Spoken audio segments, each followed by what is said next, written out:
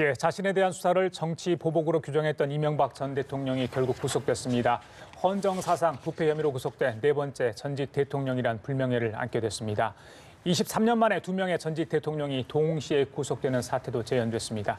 정치권의 반응은 엇갈리고 있습니다. 이 시간 김현 민주당 대변인, 이경환 한국당 부대변인, 김철근 바른미래당 대변인 세 분 모시고 MB의 구속과 정치권 이슈들 짚어보도록 하겠습니다. 안녕하십니까? 네, 안녕하십니까? 네. 안녕하십니까? 자, 이명박 전 대통령이 이제 어제 구속되고요. 서울 동부구치소에서 하룻밤을 보냈습니다. 오전 오후 점심 식사가 어떤 게 들어갔는지 그런 얘기까지 좀 보도가 되고 있는 상황인데, 일단 전직 대통령의 구속에 대한 어떤 국민들의 반응, 그 부분도 좀 이따 저희들 좀 자세히 좀 살펴보도록 하고요. 각 당에서 일단 가볍게 입장을 내놨습니다만 세 분 대변인을 통해서 이번 구속 사건에 대해 사태에 대해서 좀 어떻게 생각하시는지 듣고 싶습니다. 자, 먼저 김 대변인. 굉장히 오랫동안 국민들이 그 이명박 전 대통령의 의혹을 제기해 오지 않았습니까? BBK 도곡동 사저 문제 포함해서요. 그리고 뿐만 아니라 정책적으로도 사자방이라고 일컬어지는 4대강 문제나 자원외교 문제, 그다음에 그 방산 비리에 대해서도 여전히 의혹으로 남아 있는 것이고요. 지금은 어쨌든 구속된 사유가 부정부패에 연루된 것이고, 특히 국정원 여직원 감금 사건으로 시작된 이 사안이 오늘에 이르러서 이제 이명박 전 대통령을 구속에 이르기까지 가게 된 것이 아닌가 싶습니다. 개인적으로는 국정원 여직원 감금 사건이 아직도 안 끝났습니다. 저희 경우는. 그러니까 저희 이제 더불어민주당 국회의원 4명을 포함해서 그러니까 당직자를 고발했고요.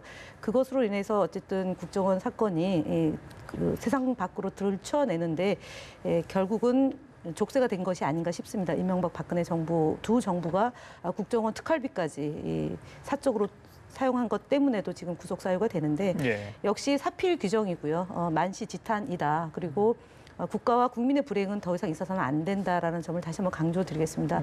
특히 이명박 전 대통령이 본인의 그 이제 자필로 해서 입장을 냈는데요. 밤새 일만 했던 사람들에 대해서 그 걱정을 하셨는데, 한편으로 국민들에게 죄송함과 유감을 정말 진솔하게 좀 하지 않은 점에 대해서 다시 한번 유감을 표시하지 않을 수 없습니다. 그래요. 알겠습니다. 자, 자유한국당은 어떻습니까? 예, 불법에 대해서는 변명의 여지가 없고요. 다만 정치 보복적인 시각을 피해가려면은 계속적으로 하는 이야기지만은 똑같은 잣대가 엄격하게 그 전 정권에도 유지돼야 된다는 생각을 하고 있고요. 그런 부분들에 대해서 왜 아무런 이야기가 없는지에 대해서는 의문스럽습니다. 과연 이제 전 정권이 아니라 전 정권까지 이제 손을 댔으니 그 이전의 전 정권도 한번 손을 대보는 게 아마 정치 보복이라는 시각을 피해갈 수 있는 유일한 방법이라고 저는 생각이 되는데요. 과연 만약에 이번에 손을 대지 않는다면 아마 국민들은 정치 보복이라는 시각을 버리기 어려울 거로 보여집니다. 그래서 한 번 더 정부 여당에서 공정한 잣대를 가지고 하고 있는지에 대해서 좀 더 생각을 해보고, 공정한 잣대가 되기 위해서 한 번 더 전 정권이 과연 적폐가 없는지, 적폐라고 하는 것은 과거에서부터 누적되어 온 폐단인데요. 그 폐단이 갑자기 없다가 전 정권부터 갑자기 시작되어졌는지, 아니면 전 정권에는 존재하지 않았는지, 이런 부분들에 대해서 한 번 더 파악을 하고, 또 그런 부분들에 대해서 엄격하게, 아까 추미애 대표 그런 얘기 하더라고요. 엄격한 집권여당이 되겠다. 본인들에게 더욱더.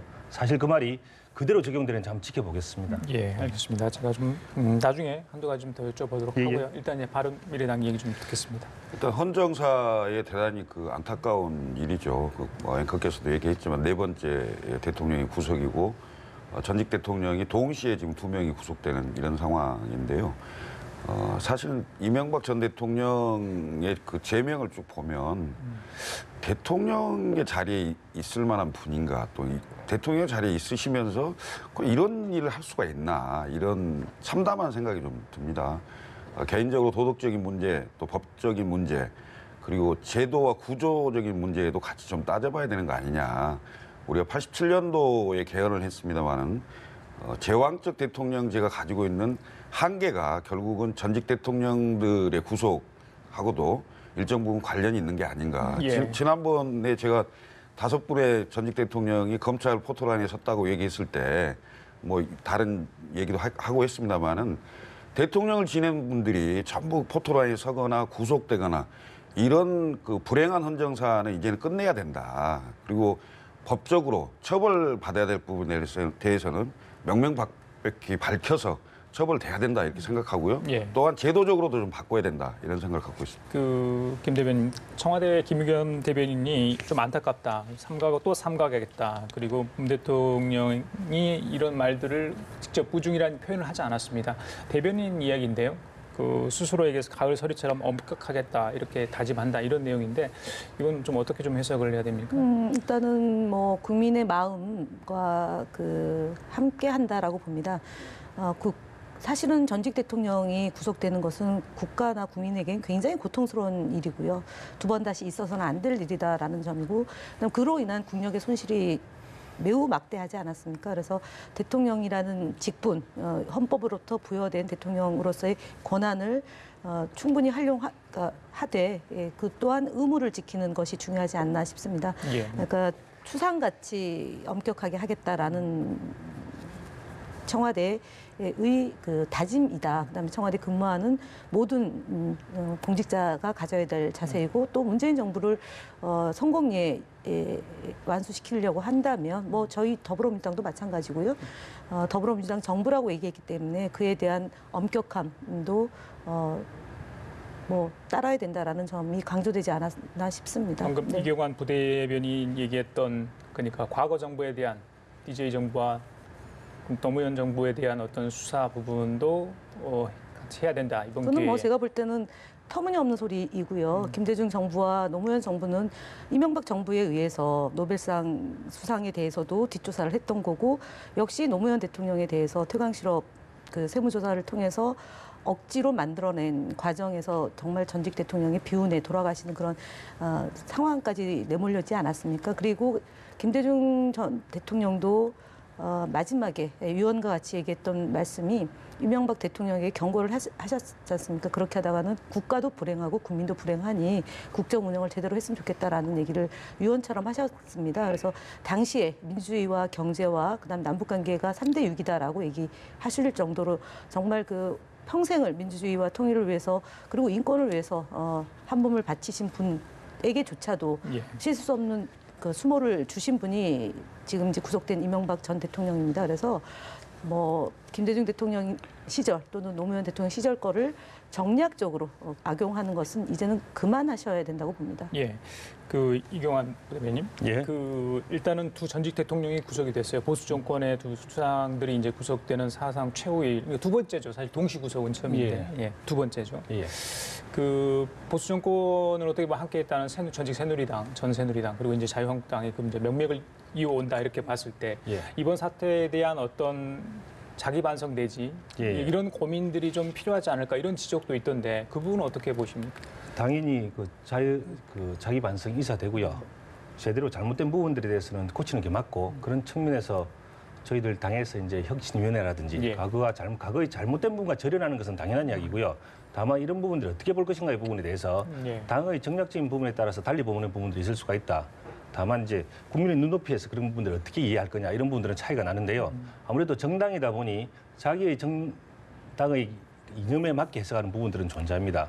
근데 어쨌든 칼자루를 쥔 곳은 정부 여당이고요. 칼자루를 쥔 곳에서 공정하게 행사하지 않으면 그 부분에 대해서는 반대, 타 내지는 피해자들이 생길 수밖에 없는 구조가 됩니다. 알겠습니다. 물론 그런 부분들에 대해서 과거 정부에 대해서 지금 현 정부가 이야기를 하고 있는 것이고요. 만약에 본인들이 정상적으로 객관적인 기준을 가지고 행사한다면 나중에는 문제될 여지가 없겠죠. 혹시나 나중에 문제된다고 한다면 결과적으로 보면 지금과 같은 어떤 형태가 잘못된 것에 기인한다면 나중에 문제될 수도 있겠죠. 각 당이 뭐 이념에 맞게 해석할 수 있다. 뭐 이런 지적이야 뭐 저희들이 받아들일 수 있는 부분인데 하나 더 여쭤볼게요. 이제 사실 홍준표 대표와 이명박 전 대통령의 관계 설정, 이 사건이 터진 이후에 선긋기를 하는 모습도 비쳤지만 또 정치보복이라 주장하시기도 했거든요. 오늘도 뭐 그런 언급을 뭐 다른 SNS 통해서 하신 것 같은데 당시에 BBK 대책 본부장을 하지 않았습니까? 그리고 지난 대선 때 BBK 사건을 자기가 해결했기 때문에 이명박 대통령이 탄생할 수 있었다. 뭐 이런 이야기까지 했는데 자, 그 부분에 대해서 홍준표 대표가 어느 정도 언급을 해야 된다고 보시는지요? 아니면 뭐 이번 BBK 사건은 10년 전의 사건이 다시 지금 논란이 되고 있는 상황에서 그냥 언급을 안 하고 그냥 넘어가도 되는 부분이 있는 건지 그 부분은 어떻게 보십니까? 예, 저는 뭐 사실 그 당시에 예. BBK 관련된 어떤 편지 이야기들 그 증거를 정확하게 보지 못해서 판단하기 좀 어려운 상황에 있습니다. 근데 뭐 언론에 보도되는 걸 비춰보면 홍 대표께서 어떤 일정 정도의 이야기를 한 건 사실이지만 그런 부분들이 그 당시에 어떤 정당성을 가지고 했는지에 대해서는 지금 판단하기 좀 곤란한 상황에 있습니다. 왜냐하면은 제가 회피하자고 하는 것이 아니라 그 당시에 그 김경준의 사람이 다시 돌아왔을 때 실제로 어떤 편지를 보냈고 그런 내용들에 대해서는 전혀 지금 파악이 된 바가 없는 상태거든요. 그런 부분들에 대해서 파악이 되지 않은 상태에서 제가 지금 홍준표 대표가 어떻게 해야 된다 이런 말하기는 곤란한 이야기라고 볼 수가 없을 것 같습니다. 예. 그래요. 그 아까 이제 김철근 대변인께서 제도의 문제, 제왕적 대통령제 문제일 수도 있다 하셨는데 이제 이명박 전 대통령의 어떤 살아온 인생 역정이나 과정을 보면 어린 시절에 굉장히 어려웠던 시절이 있었습니까? 자 이제 뭐 대기업 회장까지 했고 그래서 부는 어느 정도 축적을 했고 서울시장과 대통령을 하면서 권력도 어느 정도 쥐었다고 할 수 있겠습니다. 그럼에도 불구하고 이런 범법 행위를 한 배경, 근본적인 이유는 어디 있다고 보세요?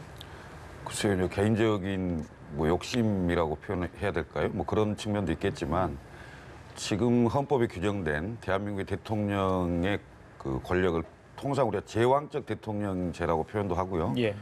불가용의 과잉 권력이라고 정치학자들은 표현을 하기도 합니다. 왜냐하면 자연인 한 사람이 대통령 자리에 앉아서 모든 권력을 행사할 수가 없는 겁니다. 그러면 결국은 믿는 측근이나 친인척이 대리 행사하는 경우가 생기는 거거든요. 그래서 권력형 비리나 부정부패가 생기는 이런 한계들을 가지고 있기 때문에 예. 지금 우리가 개헌 논의도 지금 활발히 되고 있습니다만은 대통령의 권한, 그러니까 제왕적 대통령제를 어떻게 권한 배분하고 분산을 시킬 것이냐 이거에 좀 초점이 맞춰져 있는 상황이라고 봅니다. 그래서 저는 이명박 대통령이 한때는 그래도 셀러리맨의 신하 아닙니까? 예. 그렇게 방금 앵커께서도 말씀하셨지만은 그런 그 셀러리맨으로 들어가서 대기업 회장도 하고 그다음에 서울시장의 대통령까지 이렇게 해서 뭔가 그 젊은 청년들에게 꿈을 주는 꿈을 갖게 할 수 있는 그런 그 모범 케이스처럼 보였는데 예. 사실은 이게 지금 이명박 대통령이 구속이 되는 사태가 생기면서 그런 꿈이나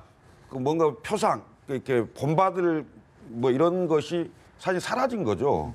사실은 전직 대통령이라고는 합니다만은 저희가 보면 110억 플러스 뭐 그 비자금 부분하고 그다음에 350억 정도의 횡령, 그다음에 제명이 한 20가지 정도 되는 건데 지금 이제 구속이 됐습니다만은 앞으로 수사해야 될 게 예. 댓글 사건도 우선 남아 있는 거고요.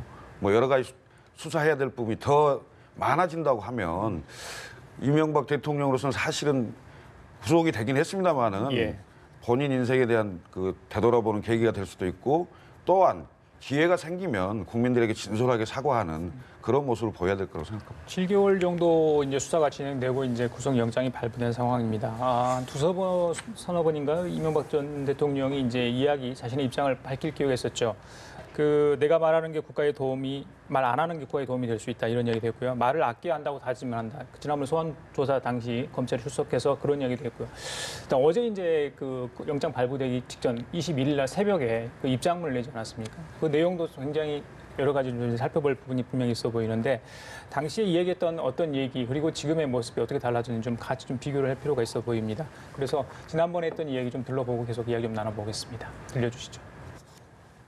청산이라는 이름으로 진행되고 있는 검찰 수사에 대하여 많은 국민들이 보수를 괴멸시키고 또한 이를 위한 정치 공작이자 노무현 대통령의 죽음에 대한 정치 보복이라고 보고 있습니다. 저는 오늘 참담한 심정으로 이 자리에 섰습니다. 무엇보다도 민생 경제가 어렵고 한반도를 둘러싼 안보 환경이 매우 엄중할 때 저와 관련된 일로 국민 여러분께 심려를 끼쳐드려서 대단히 죄송합니다. 전직 대통령으로서 물론 하고 싶은 이야기도 많습니다만은 말을 아껴야 한다고 스스로 다짐하고 있습니다. 예, 김 대변인. 어제 이제 구속영장 발부 이후에 육성의 목성 성명은 들어올 수 없었어요. 근데 이제 친필 입장문을 SNS에 띄웠기 때문에 저희도 이제 그 내용을 가지고 좀 이야기를 나눠야 될 것 같은데, 억만보다는 내 탓이란 자책감을 느낀다는 등 뭐 인간적 서해를 밝힌 대목들이 좀 많았던 것 같습니다. 이전에 이제 아까 들으셨겠지만 정치 보복을 직접 언급한 부분도 있었고요. 그리고 이제 소환 당시에는 뭐 역사적인 그런 문제가 되풀이지 않았으면 좋겠다 이런 얘기도 했는데, 어제 그 입장문 내용 중에 좀 눈길이 가는 부분이 있었다면 어떤 게 있을까요? 글쎄요, 일단은 뭐 재차 얘기 드리는 거지만 예, 예. 국가와 국민이 불행한 일이다라는 점 하고요. 그다음에 이제 그동안 여러 차례 국민들이 요구한 것은 스스로 자기 고백을 하고 용서를 구하고 다시는 이런 불행한 일이 생기지 않도록 좀 솔직하게 자백을 했어야 되지 않았나. 그거는 사실은 그때 김희중 제1부속실장이 생각보다 검찰이 탄탄하게 조사가 되고 있어서 부인할 수가 없었다라고 얘기하면서 오직 이 진실을 아는 사람은 이명박 전 대통령 본인이다. 예. 20-30명이 아무리 모여서 대책회의를 한다 한들 내용을 알 수가 없다. 그래서 이명박 전 대통령에게 간곡하게 요청하고 주문하지 않았나 싶습니다. 예, 예. 그 기회와 이후에도 마찬가지로 이제 앞서 뭐 2차례 걸쳐서 본인의 입장을 이제 발표할 때도 마찬가지입니다. 4개 물어보라라고 얘기를 했는데 답하지 않았습니다. BBK가 누구 거냐라고 국민들은 지난 해에 국민들은 물었습니다. 더 역으로 가면 2007년도부터 BBK가 누구 거냐라고 물었는데 본인 것이 아니라고 답했습니다. 그러니까 11년 동안 국민을 속여온 겁니다. 그리고 가족들이 전체적으로 대국민 사기극을 펼친 것이고요. 그리고 유체이탈 합법으로 국민들에게 용서를 구하지 않았습니다. 그래서 결국은 21일 날 작성한 그 자필 메모도 사실은 진정성이 담겨져 있다기보다는 일종의 그 피해자 코스프레를 한 것이 아니냐라고 지적하지 않을 수 없습니다. 그리고 지금 남아 있는 과제, 그러니까 김윤옥 여사나 아니면은 이시영 씨의 문제라든가 아니면은 사위의 문제, 그리고 정두원 전 의원이 얘기했던 3가지의 경천 동지할 내용 중에 2가지가 남아 있습니다. 그래서 지금 BBK에 대해서 아까 잠시 이제 말씀을 하셨는데 가짜 뉴스, 가짜 레터를 쥐고 흔들었던 거 아닙니까? 그리고 이것을 누구로부터 받았는지까지도 나와 있는 겁니다. 그래서 홍준표 대표는 사실은 자유스럽지 않습니다. 그 BBK 문제로부터. 그리고 그 당시에 자유한국당, 지금 자유한국당 새누리당이죠. 그때 의원들이 주어가 생략됐다라고 얘기했던 지금 현재 자유한국당 국회의원도 있고요. 그리고 뭐 정두원 의원은 국민께 사죄를 드렸지만 담합에 했던, 그러니까 그 범죄 행위에 가담했던 정치인들이 이실직고를 하고 죄값을 치러야 된다. 이것을 마치 정치 보복이다라는 걸로 간다라면 영원히 그 문제는 그러니까 사실 계속 빨려 들어갈 수밖에 없을 거라고 생각합니다. 그래서 자유한국당이 진심으로 이 문제에 대해서 전직 2 대통령이 구속되는 이런 대한민국의 불행한 역사를 반복하지 않겠다고 한다면 지금이라도 BBK 문제뿐 아니라 여러 사안들에 대해서 연루되어 있는, 특히 제가 국정원 여직원 감금 사건을 얘기하지 않았습니까? 그다음에 NLL 발췌본을 쥐고 흔들었던 그 김무성 전 대표도 있고요. 여러 가지 범죄 혐의로부터 자유스럽지 못하기 때문에 늦지 않은 시간 안에 스스로 고백을 통해서 국민들에게 용서를 구하는 과정이 필요하지 않을까 싶습니다. 그래요. 그 말씀 중에 그 가족들의 대국민 사극 이렇게 말씀하셨는데 아직 뭐 의혹 수준이고 아니죠. 왜냐하면은 김윤옥 여사 처리는 전이니까. 아니 제가 얘기하는 김윤옥 여사의 명품 핸드백에 들어있는 문제하고 이시영 씨는 사실은 올라갔다가 자기가 평사원까지 내려간 거 아닙니까? 사건에 관련되어 있죠. 그리고 이상은, 그다음 이상득 이런 분들이 계속 진술이 틀리지 않습니까? 67억 안 받았다 줬다 뭐 이런 얘기가 있고요. 결국은 그것은 국민들의 정서인 것 같습니다. 현재까지 검찰에서 조사하고 있는 내용 중에 하나니까요. 제가 그런 말씀 좀 드리고 싶고요. 그 BBK 사건이 이제 그렇게까지 오랫동안에 말씀하신 대로 밝혀지지 않은 이유, 당시에 검찰과 특검에서 조사를 좀 제대로 했는지 그 부분, 왜 이제서야 검찰이 이렇게 제대로 수사를 하는 건지, 거기에 대해서 우리 또 변호사 출신이신데 어떻게 이 대표님께서 말씀하실 수 있을까 모르겠습니다. 예. 결국 돌이켜보면 특검도 했고 검찰 조사가 과거에 있었고요. 지금 새로운 조사가 이루어졌는데 결국은 검사가 과거에 제대로 수사를 하지 않았다면 제대로 수사하지 않은 이유가 정권의 눈치를 보았기 때문 아니겠습니까? 그러면 1차적으로는 검찰에 문제가 있는 것이고, 또 문제는 또 그 당시 정권이 검찰을 줄을 세웠다는 이야기죠.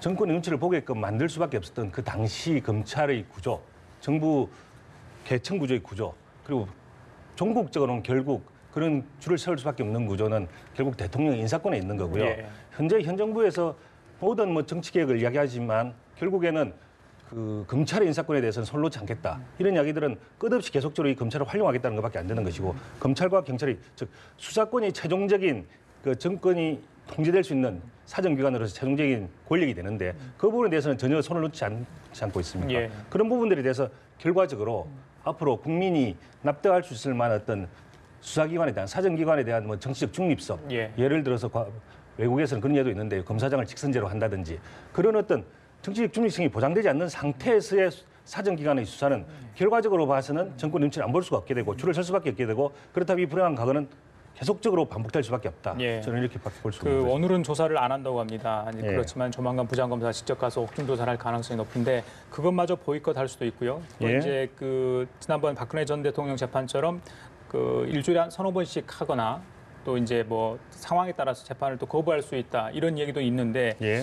그 재판 거부까지 그 지난번에 영장실질심사도 이제 출석을 안 하겠다고 밝혔는데 이런 부분들은 어떤 행보로 좀 우리가 좀 해석할 수 있습니까? 그 지난 박근혜 대통령과 비교를 많이 하는데요. 지난 박근혜 대통령이 재판 거부를 했을 때는 구속영장이 연장이 될 때 그 당시에 임종석 비서실장이 마치 구속을 영장을 재발부하라는 식으로 그때 청와대에 발표를 했어요. 세월호. 그것 때문에 어떤 재판부에 영향을 끼친 거 아닌가. 만약 끼친 게 아니라면 왜 하필은 그때 해가지고 그런 오해를 일으켰는가. 그것 때문에 빌미를 만들어서 그동안 재판에 순응하면서 적절하게 대응해 왔던 박근혜 대통령에게 그런 빌미를 만들어준 거죠.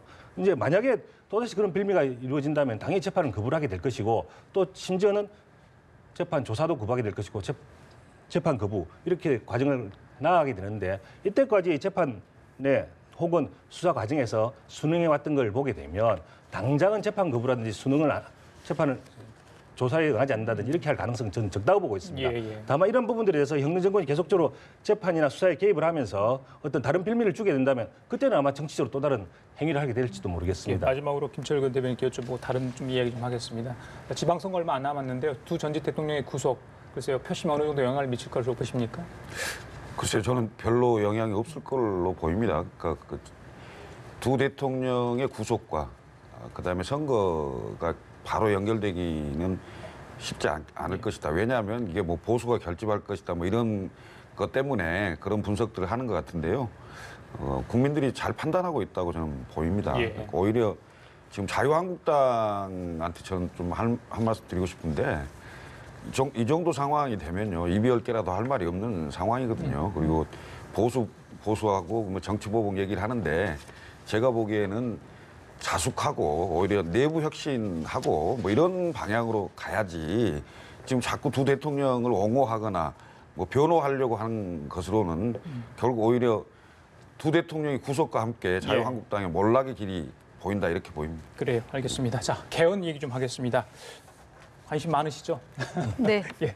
자, 3일에 걸쳐서 청와대 조국 수석이 이야기를 했습니다. 저 공개를 또 언론에 공개를 다 했고요. 내용을 다 살펴보셨을 텐데 이제 공은 항상 국회로 넘어왔다. 계속 저희 몇 번씩 이야기를 했던 것 같아요.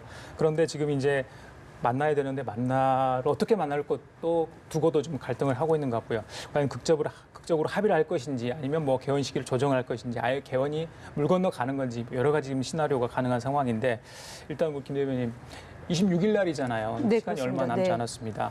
당장 만날 수 있는 겁니까? 어떻습니까? 뭘 어떻게 해야 되는 겁니까? 일단 어저께 한병도 정무수석이 개헌안을 들고 야당 대표를 만나려고 했는데 거절당했죠.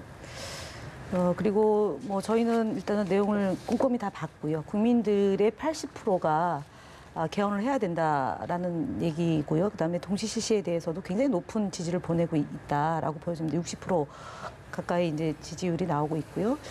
그렇기 때문에 지금 이제 30년 전 1987년도에 원포인트 개헌한 것이 시대 상황에 맞지 않는 점들이 어쨌든 많이 이제 보여지고 국민들도 동의를 구하고 있는 상황입니다.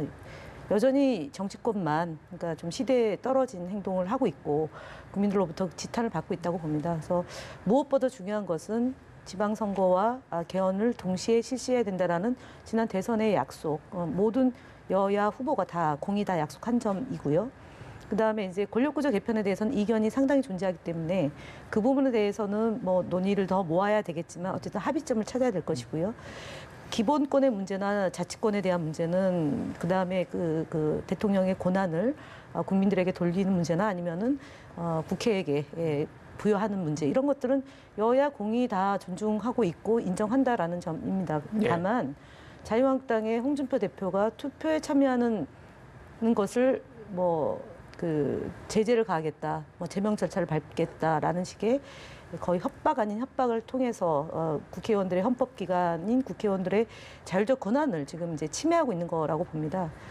제가 볼 때는 지금 자유한국당의 홍준표 대표의 이런 극단적인 언어와 그다음에 그 원내대표나 이런 분들이 좀 험악한 말로 계속 국민들에게 혐오감을 불러일으키는데 제일 중요한 것은 국민의 권리를 침해하지 말고 헌법 정신에 잘 포함시켜서 정말 대한민국의 품격을 높이고 그리고 개헌을 요구하는 국민들의 그런 생각을 정치권에서 받아 안아서 26일 전까지 제가 볼 때는 그 많은 예산안 처리도 밤새서 축조심의를 해서 처리를 하는 국회의원이만큼 충분한 시간을 갖고 논의가 됐기 때문에 대통령이 한 것이 못마땅하다면 국회에서 합의해서 안을 상정하는 것이 순서이지 않을까 싶습니다. 그래요. 그 자유한국당 같은 경우는 지난번에 김성태 원내대표가 그 야사당 협의체 이야기를 하지 않았습니까? 그런데 그 안에서도 다른 야당들은 또 다른 목소리를 내고 있기 때문에 야당의 일관된 목소리를 내기는 좀 어려운 상황 같습니다. 자, 이 시간이 점점 끌수록 홍준표 대표 또 자유한국당도 좀 부담이 있을 것 같아요. 이 개헌안에 대해서는. 또 선거를 앞두고 있기 때문에 자 어떻게 돌파구를 자유한국당도 좀 찾아야 되지 않을까요? 어떻게 보세요? 저희들은 입장이 그 개헌을 하지 않겠다는 것이 아니라 개헌을 하는데 그 시기적인 문제는 아마 정치적인 입장에 따라서 정략적으로 이용되기 때문에 그 시기를 나중으로 미루자라고 얘기를 하는 거고요. 또 실제적으로 정략적이라는 이야기는 그 실제로 권력 구조에 대해서 합의가 전혀 없는 상태에서 대통령이 일방적으로 발표하는 태도 자체가 과거의 전례를 본다 하더라도 대통령이 발의해서 통과되는 개헌안은 없었습니다. 왜냐하면 국회가 그 전에 3분의 2 이상의 동의를 받아야 되기 때문에. 그러니까 지금 발표하는 것들은 결과적으로 나는 내가 갈 길을 가겠다라는 걸 보여주는 것밖에 안 되고 실제로 그 과정에서 보면 국무회의 심의도 없이 발표를 먼저 해버리지 않습니까? 그 발표도 조각조각 내가지고 발표하는 형식, 이런 형식을 비추어 보건데 그것은 실제적으로 이와 같은 발표가 나중에 그 지방선거를 염두에 두고 이 모든 논의를 개헌에 포함시킴으로써 지방선거에 승리하자라고 하는 정략적인 포함이 되어 있다는 것. 만약에 그런 의심을 피하려고 한다면 비록 예산 이야기를 하지만 예산은 과거에 예를 들어서 그 전력과 관련해서 예산을 많이 쓴 예가 있지 않습니까? 그런 예를 본다면 그 예산은 핑계일 뿐이고 실제적으로 보면 정략적인 판단일 뿐이다라고 생각을 할 수밖에 없는 구조고 그런 차원에서 본다면 실제적으로 이 개헌 문제는 야사당이 다 주장을 하듯이 실제로는 6월 달쯤 발의해가지고 그 이후에 국회 정당의 합의에 따라서 통과되는 것이 순리이고 그렇게 돼야만 국민이 신뢰할 수 있는 헌법이 될 수 있다. 그렇게 볼 수 없는 거죠. 대통령이 국회 통과가 어려울 걸 알면서도 왜 이렇게 개헌에 그 발의도 하고 이렇게 하는지 좀 이해가 잘 안 됩니다. 그리고 더군다나 국무회의의 심의를 거쳐서 하게 돼 있거든요. 근데 국무회의 심의도 아직 없었고 그렇다고 총리나 법무장관이 나서서 발표하는 것도 아니고 그 일개 대통령 비서가 나와서 지금 헌법 강의하는 것도 아니고 3일씩 그것도 나눠서 이렇게 하는 것 자체가 개헌 논의를 정상화시키는 데 대단히 어려움을 주고 있다 이렇게 생각을 합니다. 저는 좀 크게 쟁점은 4가지 정도입니다.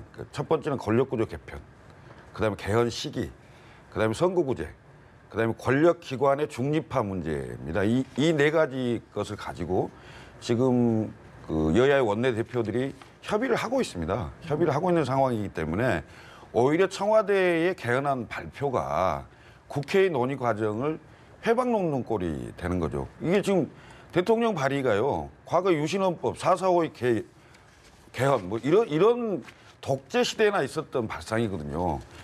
그 대통령의 개헌안 발의 자체와 발표하는 것 자체가 이미 현행 제왕적 대통령제를 그대로 보여주는 꼴이다. 저는 이렇게 생각하고요. 지금이라도 저는 대통령의 그 개헌안 발의를 중지하고요. 지금 이제 대통령안이 나왔으니까 그 안이 사실상 정부 여당 안일 거 아닙니까?